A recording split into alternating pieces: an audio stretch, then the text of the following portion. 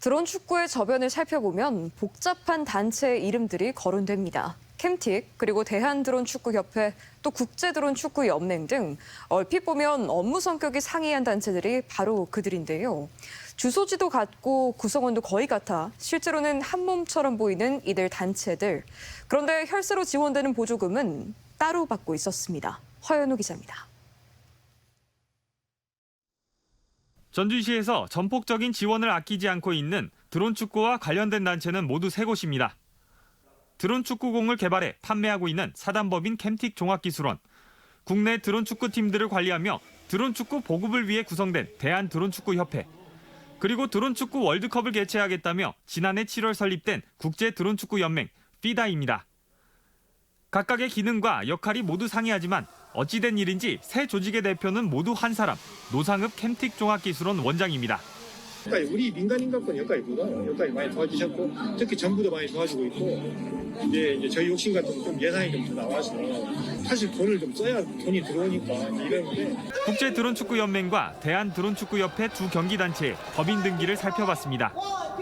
국제드론축구연맹 FIDA는 축구로 치면 피파와 성격이 같은, 즉 드론축구에 가입된 각 국가별 협회를 모두 망라하는 소위 국제기구입니다.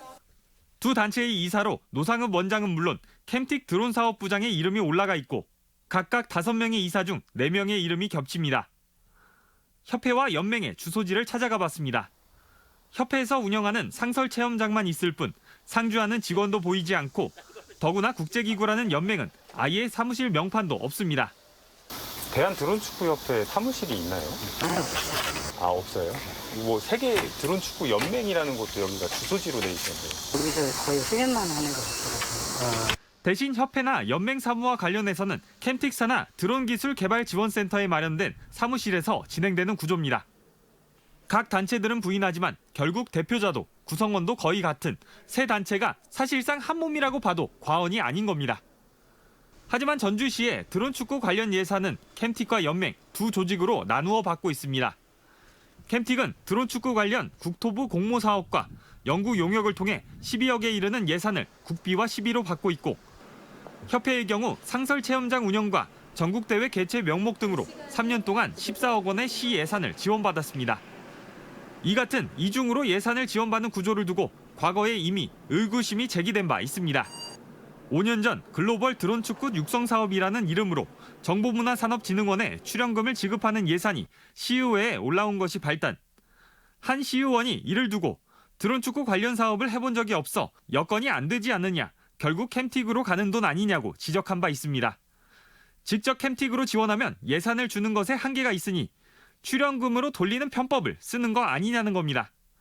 이에 대해 전주시는 정보문화산업진흥원이 직접 운영할 거라며 사업이 커지고 있는데 한계 기관으로 하기에는 무리가 있다는 논리를 내세웠습니다.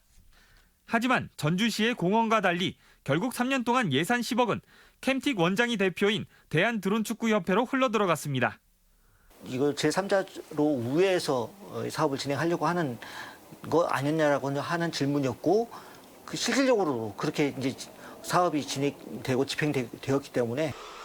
단순히 보조금뿐만 아니라 CES 박람회 참가비를 대신 내주는 등 전주시의 전폭적 지원 아래 캠틱은 상품인 드론 축구공을 팔아 수익을 거둘 수 있는 구조가 만들어졌고, 국제드론축구연맹은 연맹이 가입한 국가별 협회에 $10,000가량의 연회비와 가입비를 받으며 별도의 수익을 거둘 수 있었습니다.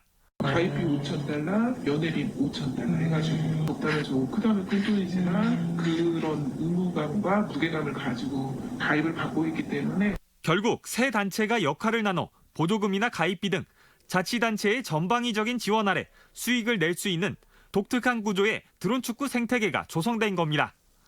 그간 지원한 예산에 성과 분석도 없었던 전주시. 명분이었던 산업 생태계 구축도 요원하다는 지적 속에 결국 전폭적인 지원에 혜택을 보는 건 누구인지 질문이 나올 수밖에 없습니다.